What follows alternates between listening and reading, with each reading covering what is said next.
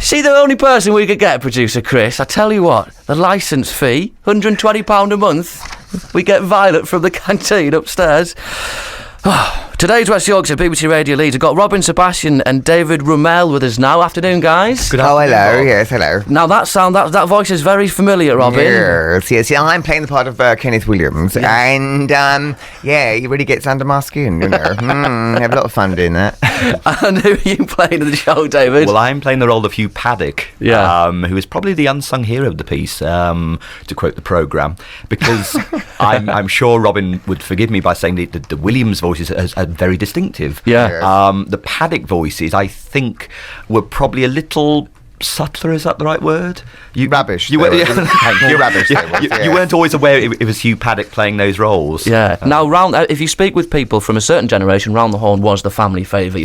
Tune round the radio. They used to listen to it on Sundays, you'll see, and they'd around lunchtime, and you see people come and see the show, and they go back to it's like being in a time machine, and you can smell the gravy and Sunday roast and all that sort of thing, and it's very, very exciting. What do you actually see on the stage then? Because how do you represent a radio show? It's done as an original recording, so there's 5 seats at the back. The actual set looks like an old Bush radio, and then there are 5 microphones, old-fashioned microphones, and we literally have the scripts in our hands, thank God, and we run up and down to the microphones, doing various man at the back. Sound effects man at the back, yeah. And you see all this. Oh yeah, completely. Stage. Oh, it's nice to see the workings. You'll see. Yes. Do you actually have your script on the paper, or is it a prop? We do carry the scripts, but the script is learned.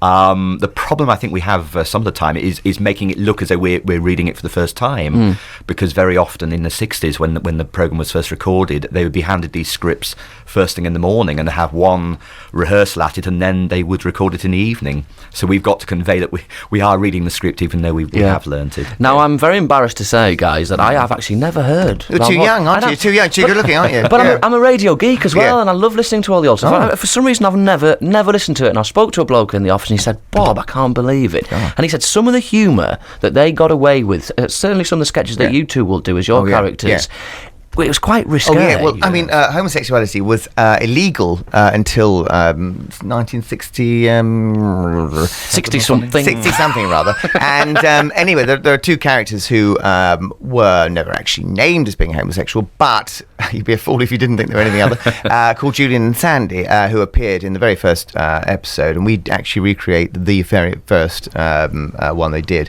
And the stuff that they're saying, they use a language called Polari, which was a sort of gay slang, because homosexuality was illegal. You had to use slang, and it comes from Romania. From the theatre, from the gypsy origins. Yes, gypsies, yes, and a bit of Latin.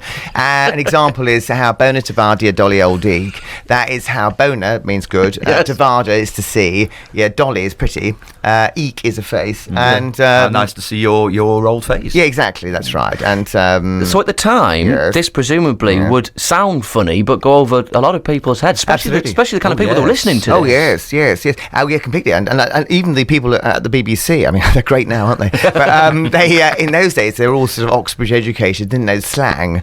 And people would go up to Mr. Horne, who Kenneth Horne was the chap, the ringmaster really, and there'd been complaints, and they said, I believe there were complaints about innuendos, and he said, well, if I see an innuendo in the script, I whip it out immediately. That's basically it. It was, frankly, if you like knob gags, they're absolutely never ending in this show. But if you're watching it now, obviously we're a lot more educated, and we know what certain things really mean. Well, we're just more soiled, I think, really. Possibly, a bit more tainted. I think you'll understand. I think people will understand a lot more of the jokes nowadays. I mean, Polari is something which has become slightly more in vogue actually recently, and you can enjoy it at a different level because it's publicised what it's about now as well, so you can kind of enjoy it for the original script and enjoy it exactly. And I think what Round the Horne was the predecessor of things like things like Little Britain. Little Britain, Fast Show. We had Johnny Depp came to see us in the West End. He's a massive Fast Show fan, isn't he, Johnny exactly, Depp? And you see, he wanted to find out where it all began, you see. And, it created a lot of interest. And our writer, our producer, who was the sole surviving writer of Round the Horne, also wrote George and Mildred and Man About the House. Father Dear Father, and all that sort of thing. And so he's got quite a pedigree to himself. Yeah, not a bad CV. Yeah, it's not bad. So how do you study the characters? Do you spend a lot of time trying to mimic the voice, and then, I suppose the mannerisms aren't that important. I think we've sort of all, certainly this cast has grown up listening to those tapes from the 1960s. Can you speak for yourself, you old sod? Certainly Stephen Critchlow, that's playing Kenneth Horne. I mean, he's a devotee of that material. Yeah. So it's sort of all gone in by osmosis over the years. So it's like a dream job to do this show. Yeah. We all love doing the material. It's not just any old theatre job. We do love the material.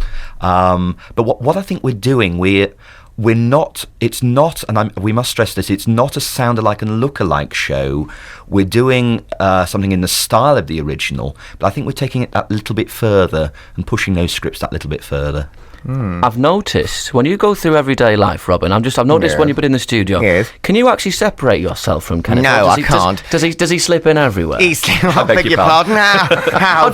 I'm trying to get in the whole spirit. He's so disgusting. Full of insinuendos, isn't he? No, he does. I'm afraid he does slip in terribly. I even go for castings, and I try to sound unlike him. I don't think I sound like him now, do I? No. But people say, you sound like that bloke, what's it, out of them films, isn't he? Carry On, is it Sid Williams or something, isn't it?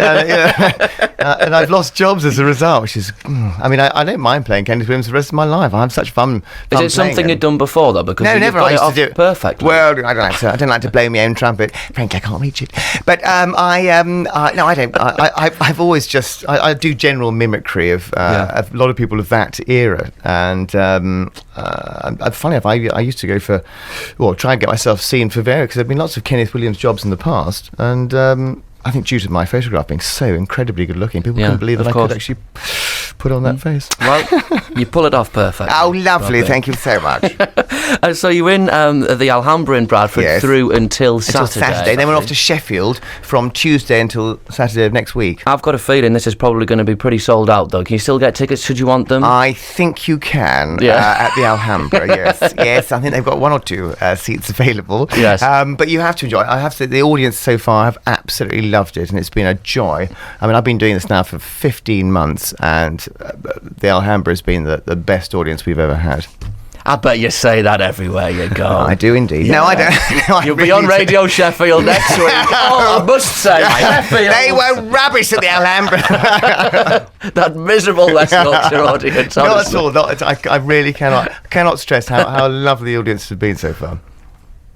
Yes, indeed. Yes, I think as well. We were saying on the way up here, to do the show on tour is totally different from doing it in London, because you get people in the provinces that really want to immerse themselves in those old radio series, and I prefer doing it on tour, to be honest with you.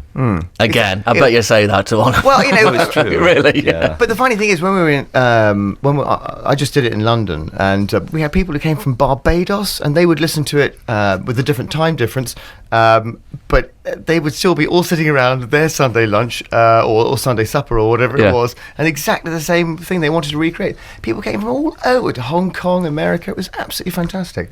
It's this whole idea of it almost being like a time machine. So people are not only laughing at the hilarious jokes, but it's also very emotional because you are going back in time. It's very nostalgic. I think something we must stress as well, there was a tour of the first version that went to Leeds Grand last year. Yes. This is a new version. This is version 2. Completely different. That's straight out the West End. Much better. Much better. You can see the guys through until Saturday. Yeah. They are performing round the Horne Revisited 2 at the Bradford Alhambra Theatre. Thank you very much indeed, guys. Thank you very much. It's today's West Yorkshire BBC Radio Leeds. It's a great song from the King now. This one's Burning Love.